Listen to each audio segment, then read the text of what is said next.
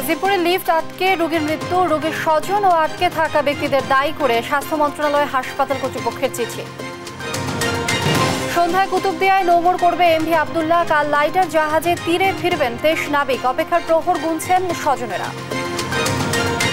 গৌর মৌসুমের সুখবর নেই কুষ্টিয়া চাল বাজারে। সব ধরনের চাল বিক্রি হচ্ছে চড়া দামে। মিল মালিকদের সিন্ডিকেটকে দুষছেন ভোক্তারা। দ্বিতীয় ধাপে উপজেলা নির্বাচনে জমজমাট প্রচারণা, প্রার্থীদের নানা প্রতিশ্রুতি। উন্নয়ন বান্ধব নেতাকেই চান ভোটাররা। এবং চতুর্থ ধাপে ভারতের 96টি আসনে চলছে লোকসভা নির্বাচনের ভোট। নির্ধারণ হবে 1717 প্রার্থীর ভাগ্য।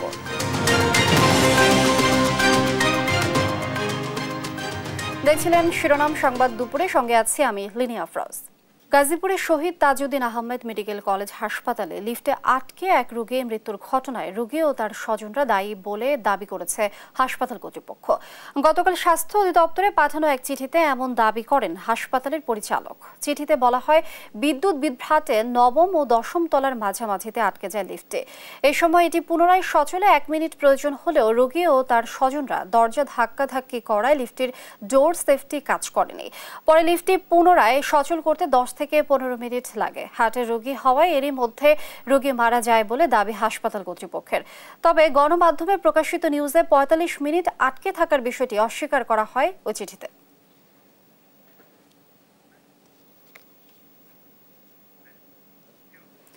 জিম্মিদশা থেকে মুক্তির 1 মাস পর জাহাজ এমভি আব্দুল্লাহ আজ সন্ধ্যা নাগাদ কক্সবাজারে কুতুবদিয়ায় পৌঁছাবে।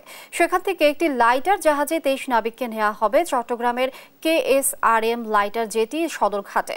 সেখানে মঙ্গলবার তাদের বরণ করবেন স্বজনরা। সহকর্মী সৌরভ দেব ও AKM নাজিমের তথ্য ছবিতে ডেস্ক রিপোর্ট।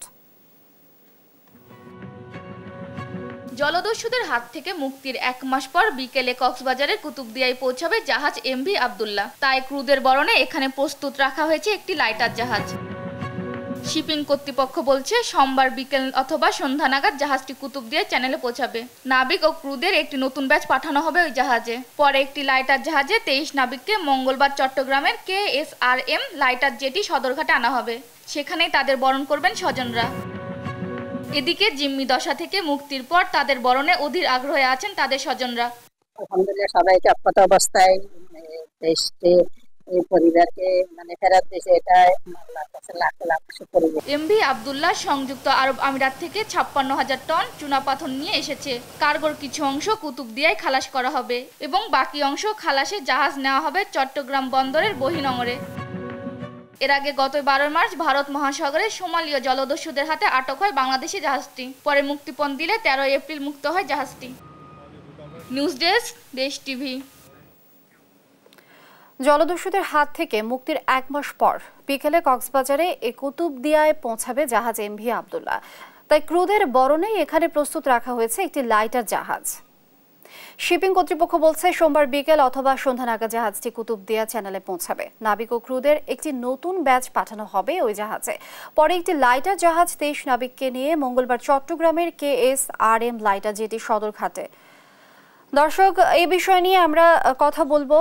জিম্মি দশা থেকে মুক্তির 1 মাস পর 23 নাবিক নিয়ে আজ কক্সবাজারে কুতুবদিয়ায় পৌঁছাবে এমভি আব্দুল্লাহ জাহাজ। এই বিষয়ে বিস্তারিত জানাতে সরাসরি যুক্ত হচ্ছেন সহকর্মী সৌরভ দেব। সৌরভ, আপনি জানাবেন বিকাল বা সন্ধ্যা নাগাদ জাহাজটি কুতুবদিয়া চ্যানেলে পৌঁছাতে পারে, এরপর কি কি আনুষ্ঠানিকতা আছে?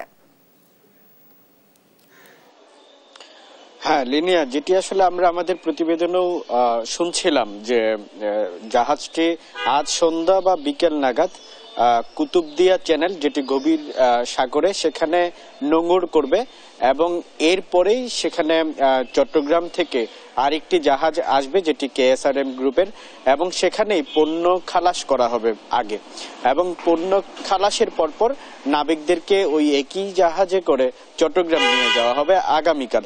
এবং সেখানেই তাদের স্বজনদের হাতে, যেটি বলা হচ্ছে যে চট্টগ্রামের সদরঘাট যেটি জেটিঘাট রয়েছে, সেখানেই তাদেরকে বরণ করা হবে এবং দীর্ঘ যে তাদেরকে অপহরণ করা হয়েছিল এবং মুক্তিপণ সামগ্রিক বিষয়ের পরে তারা স্বজনদের কাছে ফিরবেন এবং সেখানেই সমস্ত আনুষ্ঠানিকতার বিষয়টি ঘটবে। এবং কুতুবদিয়া চ্যানেলে মূলত মাছ সাগরের উপরেই তাদেরকে যে এমভি আব্দুল্লাহ যেটি অপহরণের শিকার হয়েছিল এবং সেই জাহাজটি থেকে আরেকটি জাহাজে স্থানান্তর করা হবে নাবিক এবং পণ্য খালাসের এর পরে, এবং এই সামগ্রিক বিষয়টি আসলে সাগরের যে কুতুবদিয়া চ্যানেল সেখানেই ঘটবে।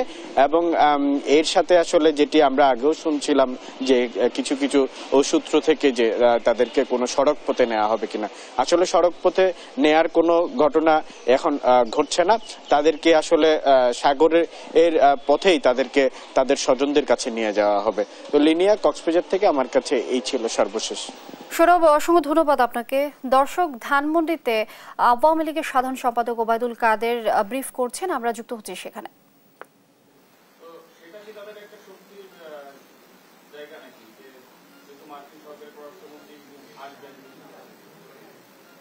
দেখুন, আপনারা সাংবাদিকরা প্রথমত নিজের দেশ সম্পর্কে ধারণাটা একটু উঁচু রাখবেন। কোথাকার এক দেশের তাদের প্রেসিডেন্টের কথা ইসরায়েল শুনে না, তাদের প্রেসিডেন্টের গাজায় সিজফায়ারের বিষয়ে তাদের প্রেসিডেন্টের কথা শুনে না। নেতানিয়াহু ওপেনলি বলেছে বাইডেনের সাথে আমাদের আগেও পার্থক্য ছিল।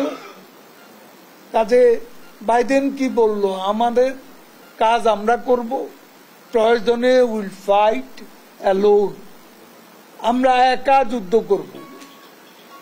কিন্তু রাফা আক্রমণে বাইডেনের নির্দেশ তারা চরমভাবে উপেক্ষা করেছে। তো এখন আমরা যারা জনগণের ভোটে নির্বাচিত সরকার, আমরা কাকে ভয় পাব? পররাষ্ট্র সহকারী পররাষ্ট্রমন্ত্রী তিনি আসছেন, তাদের কোন উদ্দেশ্য আছে আমরা জানি না। কিন্তু আমরা এটা বলতে চাই যে কেউ আমাদের দেশে এসে এখানে বিএনপিকে আবারও মদত দেবে, চাঙ্গা করবে, সেই পরিস্থিতি বোধ এখন বিশ্ব রাজনীতিতে মোটেই নেই। এবং যারা এ দাপটটা দেখাবে, তাদের দাপট দেখানোর ক্ষমতাটা মধ্যপ্রাচ্যেই সংকুচিত হয়ে গেছে। এখানে বিস্তৃত হবে এমন মনে করার কোনো কারণ।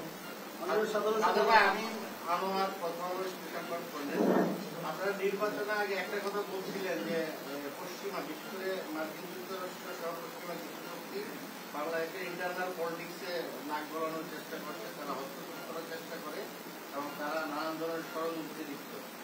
আপনারা কি এই অবস্থাটা ফলো করে যে শেষ হয়ে গেছে, পরিবর্তন হয়ে গেছে বা পাল্ট গেছে, মানে আপনারা স্বাভাবিক অবস্থায় ফিরে আসছে, না ওই মানে চেষ্টা অব্যাহত আছে? সেটা যখন নির্বাচনের পর প্রেসিডেন্ট বাইডেন যে চিঠি আমাদের প্রধানমন্ত্রীকে দিয়েছে, সেই চিঠিতে আমেরিকার যে দৃষ্টিভঙ্গি প্রতিফলিত হয়েছে, আমরাও এখানে বাস্তবে দেখব সেটার প্রতিফলন বাস্তবে কতটা, তার উপরে নির্ভর করবে আমাদের প্রতিক্রিয়া। দর্শক, ধানমন্ডিতে আওয়ামী লীগ সাধারণ সম্পাদক ওবায়দুল কাদের বক্তব্য রাখছিলেন, আমরা সরাসরি যুক্ত ছিলাম সেখানে। বড় ধান কাটার ভরা মৌসুমেও কোনো সুখবর নেই কুষ্টিয়ার চালের বাজারে। সব ধরনের চালই বিক্রি হচ্ছে চড়া দামে। নতুন ধানের চাল বাজারে আসতে শুরু করলেও তেমন কোনো প্রভাব পড়েনি দামে। মিল মালিকরা বলছে পুরো দমে ধান না উঠায় বাজারে ধানের দাম চড়া। ধানের দাম না কমলে আরও বাড়তে পারে চালের দাম। আর এদিকে ভরা মৌসুমেও চালের দাম না কমায় ক্ষুব্ধ ভোক্তারা, দুষছেন মিল মালিকদের সিন্ডিকেটকে। ইরফান রানার ক্যামেরায় কুষ্টিয়া থেকে নাহিদ হাসান তিতাসের রিপোর্ট। চলছে বোরো ধান কাটার মৌসুম। মাঠে মাঠে ধান কাটায় ব্যস্ত সময় পার করছে কৃষকেরা। নতুন ধানের চাল বাজারে আসতেও শুরু করেছে। তবুও কুষ্টিয়ার চালের বাজারে নেই কোনো সুখবর। সব ধরনের চালই বিক্রি হচ্ছে চড়া দামে। কুষ্টিয়ার খুচরা বাজারে সরু মিনিকেট চাল বিক্রি হচ্ছে ৬৬ টাকা কেজি, কাজললতা চাল বিক্রি হচ্ছে ৬২ টাকা, আর মোটা আটার চাল বিক্রি হচ্ছে ৫৪ টাকা কেজি দরে। খুচরা বিক্রেতারা বলছেন, প্রতি বছর নতুন ধান উঠলে বাজারে চালের দাম কমে, কিন্তু এবছর এখনো কমেনি দাম। তাই তারা মিলগেট থেকে যে দামে কিনছেন বিক্রিও করছেন সে দামে। মিল মালিকরা যদি না কমায় তাহলে আমরা কিভাবে কি বাজারে কি নিয়ন্ত্রণ করবো বা কি কমাবো? আমরা মিলাদদের কাছে গেলেও দেখছি চাল যা মানে দাম, তাতে সামান্য হয়তো প্রথম চালের চেয়ে সামান্য একটু কমছে আর কি। মৌসুম যাই মৌসুম আসে, কমে না চালের দাম। ভরা মৌসুমেও চালের দাম না কমাই ক্ষুব্ধ সাধারণ ভোক্তারা। দুষছেন মিল মালিকদের সিন্ডিকেটকে। ধান কাটার সময় কিছু দাম কমে, এবার দেখতেছি কোনো ব্যবস্থা নেই। যারা কর্তব্যরত আছে দাম নিয়ন্ত্রণ করা দেখভাল, তারা উদাসীন হয়ে তাদের ধান্দা করিয়ে বসে আছে, তারা দেখাশোনার দায়িত্ব নেয়। আমরা চাই যে সরকার এটা নিয়ন্ত্রণ করুক। সরকার একা কি করবে? সরকারের দলের লোকজন যদি ঠিক না থাকে তাহলে তো আর করণীয় কিছু নাই। এদিকে মিল মালিকদের বক্তব্যে মিলছে, মৌসুম শেষেই চালের দাম আরো বাড়ার আভাস। তারা বলছেন, এবছর ধানের বাজার চড়া, তাই কমছে না চালের দাম।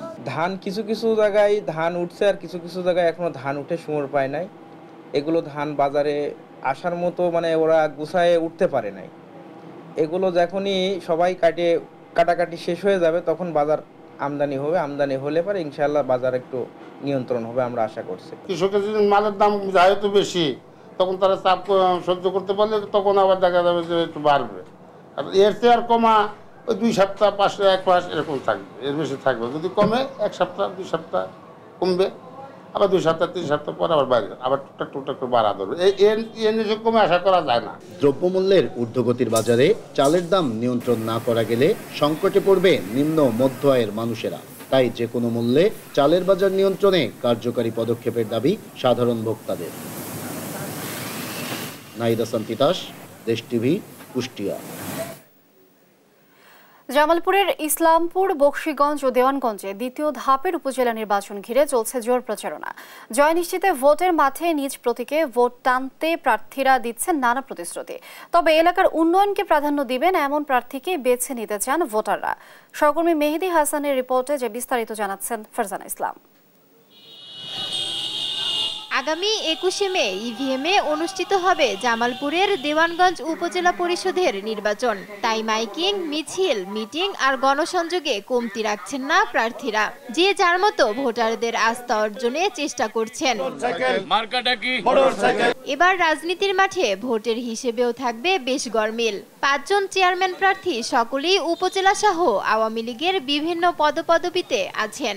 বিএনপি নির্বাচনে না এলেও নির্বাচনের মাঠে বিএনপি সমর্থকদের ভোট যেদিকে যাবে সেই দিকেই পাল্লা ভারী হবে। তাই চেয়ারম্যান প্রার্থীরা বিএনপি জামাতের ভোটও নিজের প্রতীকে নিতে চেষ্টা চালান। জয়ের ব্যাপারে সবাই আশাবাদী। জনগণের মাঝে আছি, জনগণ আমাকে আবারও আগামী নির্বাচনে আমাকে উপজেলা চেয়ারম্যান বানাবে, এই বিশ্বাস আমার ভিতরে এসে গেছে।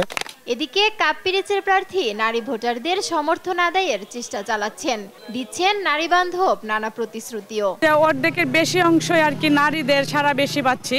আমি একটু প্রতিবন্ধকতা ওইটা বলা যাবে না, স্বাভাবিক। যারা প্রতিহিংসা প্রতিবন্ধকতা করবে ভোটের মাধ্যমে তাদের জবাব দিয়ে। তবে ভোটাররা বলছেন, শুধু প্রতিশ্রুতি নয়, পূর্ব অভিজ্ঞতাকে কাজে লাগিয়ে এলাকার উন্নয়নে কাজ করবেন এমন যোগ্য প্রার্থীকেই বেছে নিতে চান তারা। যার যার ভোট আমরা ভোট কেন্দ্রে যা দিব, পছন্দের যে প্রার্থী তাকেই ভোট দেব। যার দ্বারা মানুষের কল্যাণ সাধিত হবে এরকম একজন জনপ্রতিনিধিকে মানুষ এবার ভোট দেবে বলে আমরা আশা করছি। দেওয়ানগঞ্জ উপজেলা পরিষদ নির্বাচনে চেয়ারম্যান পদে 5 জন, ভাইস চেয়ারম্যান পদে 12 জন ও মহিলা ভাইস চেয়ারম্যান পদে 6 জন ভোটযুদ্ধে অংশ নিয়েছেন। নিউজ ডেস্ক, দেশ টিভি। তুচ্ছ ঘটনার জেরে স্থানীয়দের সঙ্গে সংঘর্ষে বরিশাল বিশ্ববিদ্যালয়ের অন্তত 10 শিক্ষার্থী আহত হয়েছে। এদের মধ্যে 3 জনের অবস্থা গুরুতর। প্রত্যক্ষদর্শীরা জানায় মুরব্বীদের সামনে ধূমপান করায় বিশ্ববিদ্যালয়ের এক শিক্ষার্থীকে আটকে রাখে স্থানীয়রা। এই খবর ক্যাম্পাসে ছড়িয়ে পড়লে রবিবার রাত 10:30টার দিকে নগরীর বাংলা বাজার এলাকার রিফিউজি কলোনিতে যায় তার সহপাঠীরা। এ সময় বাকবিতণ্ডার জেরে এক পর্যায়ে স্থানীয়রা শিক্ষার্থীদের উপর ধারালো অস্ত্র দিয়ে হামলা চালায়। পরে পুলিশ এসে পরিস্থিতি নিয়ন্ত্রণে আনে। আহতদের বরিশাল শেরেবাংলা মেডিকেল কলেজ হাসপাতালে ভর্তি করা হয়েছে।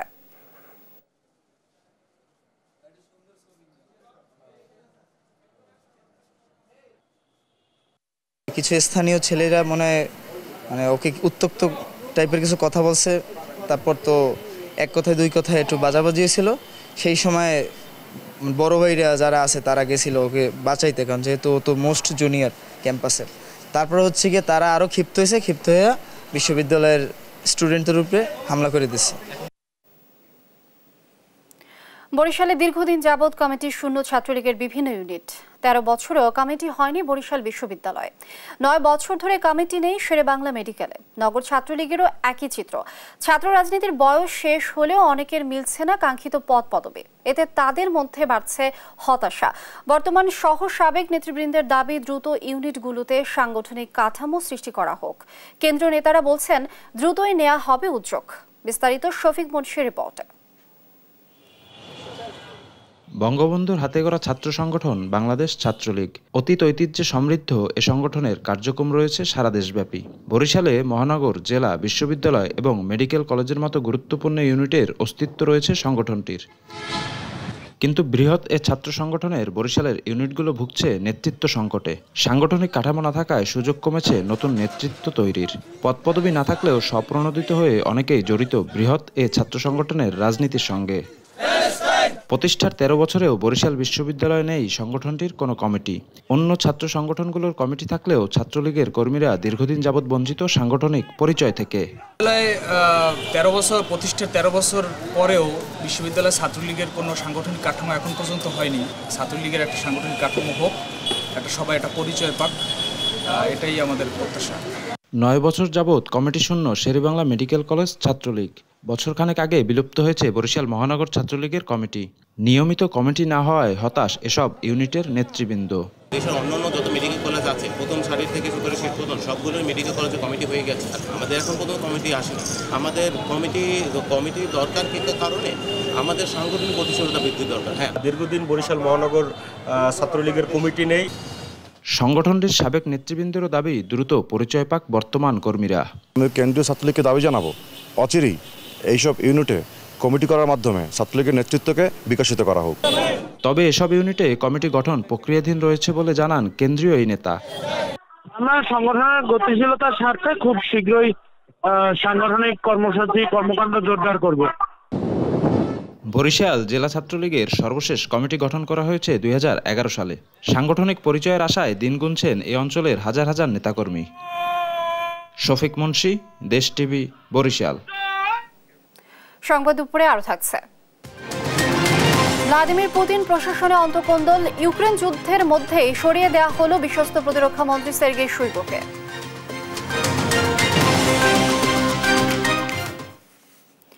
মুক্তিযুদ্ধের অন্যতম সংগঠক বাংলাদেশি কমিউনিস্ট পার্টি সিপিবির উপদেষ্টা হায়দার আকবর খান রনর মরদেহ কেন্দ্রীয় শহীদ মিনারে আনা হয়েছে। তার প্রতি শ্রদ্ধা নিবেদন করছেন রাজনৈতিক সহ সর্বস্তরের জনগণ। সোমবার সকাল 10টায় রনর মরদেহ প্রথমে রাজধানীর পল্টনে দলের কেন্দ্রীয় কার্যালয় মুক্তিভবনে আনা হয়। সেখানে দলের পক্ষ থেকে তার প্রতি শ্রদ্ধা নিবেদন করা হয়। মুক্তিভবনে শ্রদ্ধা নিবেদন শেষে সর্বসাধারণের শেষ শ্রদ্ধা জানানোর জন্য শোক শোভাযাত্রা সহকারে রনর মরদেহ নেওয়া হয় কেন্দ্রীয় শহীদ মিনারে। সেখানে গার্ড অব অনার জানানো হয় এই বীর মুক্তিযোদ্ধাকে। বেলা 1:30টায় ঢাকা বিশ্ববিদ্যালয়ের কেন্দ্রীয় মসজিদে অনুষ্ঠিত হবে তার জানাজা। পরে তাকে বনানী কবরস্থানে দাফন করা হবে এই বামপন্থী তাত্ত্বিককে।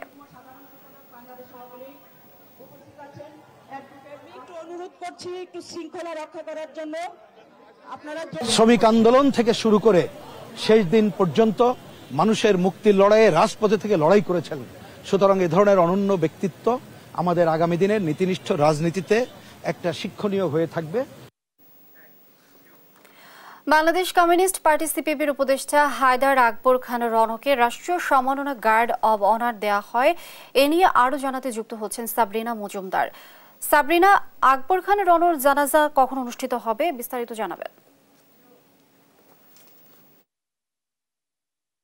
আপনি যেমনটি বলছিলেন লিনিয়া, যে হায়দার আকবর খান রনর যিনি, ওনার কিন্তু হচ্ছে খুব দুঃখ ভরাক্রান্তভাবে সবাই হচ্ছে ওনাকে এখানে এসে বিভিন্ন দলীয় নেতারা তারা এখানে শ্রদ্ধা জ্ঞাপন করেছেন এবং এখনও হচ্ছে বিভিন্ন বিএনপি বা বিভিন্ন ওয়ার্কার্স পার্টির যে সংগঠনের নেতাকর্মীরা আছেন তারা কিন্তু এখানে এসে আমাদেরকে হচ্ছে ওনার সম্বন্ধে হচ্ছে বলছেন। এবং একটার দিকে আমরা এটা যেটি জানতে পেরেছি যে ঢাকা বিশ্ববিদ্যালয়ের যে মসজিদ আছে ওখানে হচ্ছে ওনার জানাজা সম্পন্ন হবে এবং এরপর হচ্ছে বনানী কবরস্থানে হচ্ছে তাকে নিয়ে যাওয়া হবে। আমরা এছাড়াও এখন আমরা হচ্ছে দেখতে পাচ্ছি যে তারা শ্রদ্ধা জানাচ্ছেন এবং শ্রদ্ধা জ্ঞাপন করছেন এবং ফুল দিয়ে তারা অনেক বেদনা ভরা কারণ তারা শেষ দেখতে এসেছেন তাকে। এই ছিল সর্বশেষ খবর লিনিয়া। সাবরিনা, ধন্যবাদ আপনাকে। দর্শক, বাংলাদেশ কমিউনিস্ট পার্টি সিপিপির উপদেষ্টা হায়দার আকবর খান রনকে রাষ্ট্রীয় সম্মাননা গার্ড অব অনার দেওয়া হয়, এ বিষয়ে বিস্তারিত জানাচ্ছিলেন সহকর্মী সাবরিনা। দেখছেন সংবাদ দুপুর। কোরবানি ঈদ সামনে রেখে শরীয়তপুরে গরু মোটা তাজাকরণে ব্যস্ত খামারিরা। অবৈধ পথে ভারত থেকে গরু আমদানি না হলে এবার লাভবান হওয়ার আশা তাদের। তবে গোখাদ্যের দাম ও অন্যান্য খরচ বেড়ে যাওয়ায় ন্যায্য মূল্য না পেলে লোকসানের আশঙ্কা তাদের। সহকর্মী রোমান আকন্দের তথ্য ছবিতে ফারজানা ইসলামের ডেস্ক রিপোর্ট। দেশীয় গরুর ব্যাপক চাহিদা থাকায় ঈদ সামনে রেখে শরীয়তপুরের ৬ উপজেলায় ছোট বড় খামারের পাশাপাশি গরু লালন পালন করছেন অনেক কৃষক। ঈদ ঘনিয়ে আসায় ব্যস্ততার শেষ নেই তাদের। বেশি লাভের আশায় পরম যত্নে ক্ষতিকর ইনজেকশন ও ট্যাবলেট ব্যবহার না করে দেশীয় সবুজ ঘাস ও খড়ের পাশাপাশি খোল, ছোলা ও ভুসি খাওয়ানোর মাধ্যমে গরু লালন পালন করছেন তারা। ন্যায্য দাম পেতে ভারতীয় গরু আমদানি বন্ধের দাবি জানান তারা। প্রত্যেকটা গরু প্রাকৃতিক উপায়ে লালন পালন করা হয়। মালিকের পর্যাপ্ত জমি আছে, জমি থেকে আমরা ঘাস সংগ্রহ করে গরুকে ঘাস খাওয়াই। যে পরিমাণ খাবারের দাম বাড়ছে এই কারণে আমরা গরু পেলে লাভবান হতে পারি না। এর মাঝে যদি ইন্ডিয়ান গরু বাংলাদেশে ঢোকে তাহলে আমাদের লস। গোখাদ্যের দাম যদি এই হারে চলতে থাকে তাহলে অনেক খামারের এই গরু পালা কষ্টসাধ্য হয়ে যাবে। দেশীয় গরুর মাংসের স্বাদই আলাদা, স্বাস্থ্যসম্মত হওয়ায় চাহিদাও বেশি বলে জানান ভোক্তারা। দেশি মানের গরু সবাই যদি এটা ক্রয় করে ভালো হবে, ভালো এবং এটা জন্য স্বাস্থ্যকর এখন উপকারিতা। দেশি গরুর কোনো বিকল্প নাই। পশুপালনে নিয়মিত মনিটরিং ও খামারিদের পরামর্শ দিচ্ছে প্রাণী সম্পদ বিভাগ। খামারিগণ যাতে লাভবান হয় সেজন্য প্রাণী সম্পদ বিভাগ খামারিদের সার্বক্ষণিক পাশে থেকে নিরলসভাবে কাজ করে যাচ্ছে। পশুপালনের মাধ্যমে পূরণ হয় কোরবানির পশুর চাহিদা, তাই এ খাতে সরকারি সহায়তা বাড়ানোর আহ্বান জানান জনপ্রতিনিধিরা। উৎপাদন করতে পারে সেই বিষয়ে অধিদপ্তর আছে, তারা যেন তাদের উপরে দৃষ্টি ভালো রাখে। এবার কোরবানির পশুর দাম বেশি হবে জানিয়ে অর্থনীতির স্বার্থে আমদানি বন্ধের দাবি জানান খামারিরা। এই খামারিরা যদি ক্ষতিগ্রস্ত হয় এবং খামার বন্ধ হয়ে যায়, অনেক ক্ষুদ্র খামারি লসে বন্ধ হয়ে গেছে, তাহলে কি করতে হবে যে 1 বছর পরে এই দুধ, শিশু খাদ্য থেকে দুধ এগুলো বিদেশ থেকে আমদানি করতে হবে, সেখানে ডলার চলে যাবে। জেলা প্রাণী সম্পদ অধিদপ্তরের তথ্য মতে এবার শরীয়তপুরে 50,000 কোরবানির পশুর চাহিদা রয়েছে, আর ছোট বড় প্রায় 9,400 খামারে প্রস্তুত রয়েছে 57,000 পশু। নিউজ ডেস্ক, দেশ টিভি। সংবাদ দুপুরে আরো থাকছে। আজ ঘোষণা হতে পারে বাংলাদেশ দলের টি-20 বিশ্বকাপ স্কোয়াড। তাসকিনের ইনজুরি অপেক্ষায় রেখেছে টিম ম্যানেজমেন্টকে।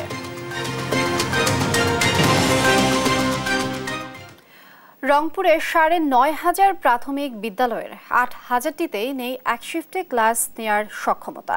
শিক্ষক সংকট ও প্রয়োজনীয় অবকাঠামোর অভাবে কার্যকর করা যায়নি সরকারি নির্দেশনা, ফলে মানসম্মত শিক্ষাদান থেকে বঞ্চিত হচ্ছে কোমলমতি শিশুরা। মাহমুদ রকির তোলা ছবিতে রফিকুল ইসলামের প্রতিবেদন। সম্প্রতি দেশজুড়ে তীব্র দাবদাহে বিদ্যালয়গুলোতে 2 শিফটের পরিবর্তে 1 শিফটে পাঠদানের নির্দেশ দেয় প্রাথমিক ও গণশিক্ষা মন্ত্রণালয়। এই নির্দেশনায় বেলা 11:30 পর্যন্ত একসঙ্গে 6 শ্রেণীর ক্লাস নেওয়ার কথা থাকলেও তা বাস্তবায়ন হয়নি রংপুর বিভাগে। প্রাথমিক শিক্ষা রংপুর বিভাগের দেয়া তথ্য মতে এই বিভাগে রয়েছে 9,544টি বিদ্যালয়। এর মধ্যে নীলফামারীতে 1085টি বিদ্যালয়ের মধ্যে 138টিতে এক শিফটে পাঠদান করা হয়েছে। ঠাকুরগাঁয়ে 999টি বিদ্যালয়ের মধ্যে 60, গাইবান্ধায় 1466টির মধ্যে 333টি, রংপুরে 1456টির মধ্যে 205, লালমনিরহাটে 763টির মধ্যে 146টি, দিনাজপুরের 1871টির মধ্যে 230টি, পঞ্চগড়ের 664টির মধ্যে 69 এবং কুড়িগ্রামের 1240টির মধ্যে 279টি রয়েছে। বাকি 7,787টি বিদ্যালয়ে শিক্ষক সংকট ও প্রয়োজনীয় অবকাঠামোর অভাবে সম্ভব হয়নি এক শিফটের পাঠদান। এক শিফটে পাঠদানের জন্য প্রতিটি বিদ্যালয়ে ন্যূনতম 6 জন শিক্ষক ও 7টি শ্রেণীকক্ষের প্রয়োজন, কিন্তু এই বিভাগে 95% বিদ্যালয়ে নেই এই সক্ষমতা। আর 2 শিফটে 8 ঘন্টা শিশুদের বিদ্যালয়ে রাখার পক্ষে নন অভিভাবকরাও। 10টা থেকে 4টা পর্যন্ত করছিল নিয়ম আর কি, ওটা থেকে এই নিয়মটা আমার ভালো লাগছে। মর্নিং স্কুল এটাতেই দেখতেছি বাচ্চাদের ফিজিক্যাল ফিটনেসটা ভালো হচ্ছে। এই 7 দিনে যে ছুটি দেয়, কিন্তু আমাদের যে পড়ালেখা হয় না, ঘুমানোর কোনো সিস্টেম নাই, খেলার কোনো সিস্টেম নাই, আর যখন বিদ্যুৎ থাকে না তখন ফ্যানও চলে না, ওই জন্য অনেক গরম হয়। প্রাথমিক শিক্ষাকে যুগোপযোগী করতে বিদ্যালয়গুলোতে শিক্ষক বৈষম্য দূর, অবকাঠামোর উন্নয়ন এবং দক্ষতা বাড়ানোর কথা বলছেন শিক্ষাবিদরা। যদিও প্রয়োজনীয় ব্যবস্থা নেওয়ার আশ্বাস প্রাথমিক ও গণশিক্ষা এই কর্মকর্তার। শিক্ষক নিয়োগ দিতে হবে, তাদের যথাযথ ট্রেনিং দিতে হবে, তাদেরকে বেতনকে আকর্ষণীয় করে আনতে হবে। আবাসিক শিক্ষক হিসেবে তাদের আবাসনের ব্যবস্থা করে ওই স্কুলের ভিতরে যদি রাখার ব্যবস্থা করা হয়, তাহলে আমার মনে হয় এই শিক্ষার মানটা, প্রাথমিক বিদ্যালয়ের শিক্ষার মানটা যথাযথ উন্নয়ন ঘটবে। 9,500 স্কুলের মধ্যে প্রায় 1,500 স্কুল এক শিফটে রূপান্তর করা হয়েছে এবং পর্যায়ক্রমে ভবন তৈরি হচ্ছে এবং পর্যায়ক্রমে সকল স্কুলই এক শিফটে তৈরি করা হবে। পরিস্থিতি উত্তরণে দ্রুত ব্যবস্থা নেওয়ার দাবি অভিভাবকদের। রফিকুল ইসলাম, দেশ টিভি, রংপুর। দেখছেন সংবাদ দুপুর। এবার আন্তর্জাতিক প্রসঙ্গ। শুরু হয়েছে ভারতের লোকসভা নির্বাচনের 4র্থ দফার ভোট গ্রহণ। সকাল 7টায় ভোট গ্রহণ শুরু হয়ে চলবে সন্ধ্যা 6টা পর্যন্ত। মোট 9টি রাজ্য এবং একটি কেন্দ্রশাসিত অঞ্চলের 96 আসনে ভোট গ্রহণ অনুষ্ঠিত হচ্ছে। এই দফায় নির্ধারণ হবে অনেক হেভি ওয়েট সহ 1717 প্রার্থীর ভাগ্য। আর জানাচ্ছেন রায়হান কবির শুভ্র। ভোরের আলো ফুটতেই কঠোর নিরাপত্তায় শুরু হয়েছে ভারতের লোকসভা নির্বাচনের 4র্থ দফার ভোট গ্রহণ। এই পর্বে 9টি রাজ্য ও একটি কেন্দ্রশাসিত অঞ্চলের মোট 96 আসনে ভোট গ্রহণ চলছে। এর মধ্যে ভোট গ্রহণ হচ্ছে অন্ধ্রপ্রদেশের 25টি, বিহারের 5টি, জম্মু কাশ্মীরে 1টি, ঝাড়খণ্ড ও উড়িষ্যায় 4টি, মধ্যপ্রদেশ ও পশ্চিমবঙ্গের 8টি আসনে। এছাড়া তেলেঙ্গানার 17, মহারাষ্ট্রের 11 এবং উত্তরপ্রদেশের 13 আসনে ভোট গ্রহণ চলছে। ভোটার সংখ্যা 17,70,00,000, পুরুষ ভোটারের সংখ্যা 8,97,00,000 এবং নারী ভোটার 8,73,00,000। ভোটের দায়িত্বে আছেন 19 লাখেরও বেশি কর্মী। এই ধাপে লোকসভার বর্তমান বিরোধী দলীয় নেতা কংগ্রেসের অধীর চৌধুরী, সমাজবাদী পার্টির শীর্ষ নেতা অখিলেশ যাদব, অল ইন্ডিয়া মজলিসে ইত্তেহাদুল মুসলিমিন নেতা আসাদুদ্দিন ওয়েসি সহ 11,717 প্রার্থীর ভাগ্য নির্ধারণ হবে। তারকা প্রার্থীদের মধ্যে আরও রয়েছেন সাবেক ক্রিকেটার ইউসুফ পাঠান, কীর্তি আজাদ, মহুয়া মৈত্র, অমৃতা রায়, অভিনেত্রী শতাব্দী রায় ও বিজেপি নেতা দিলীপ ঘোষ। এদিকে দিনের শুরুতেই ভোট দিয়েছেন জম্মু কাশ্মীরের জনপ্রিয় নেতা ওমর আবদুল্লাহ ও তার পরিবার। এছাড়া নিজ নিজ কেন্দ্রে ভোট দিয়েছেন আসাদুদ্দিন ওয়েসি সহ অনেক হেভিওয়েট প্রার্থী।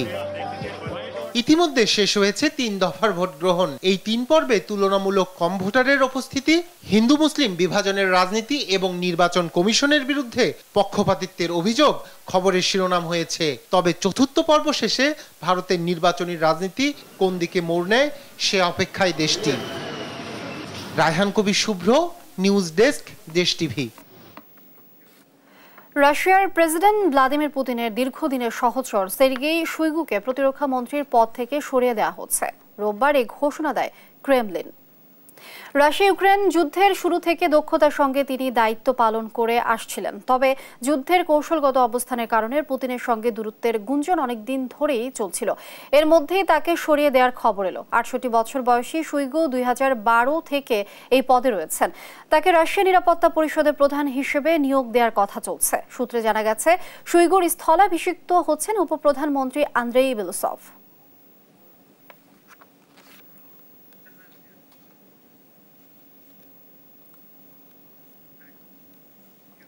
দেখছেন সংবাদ দুপুর।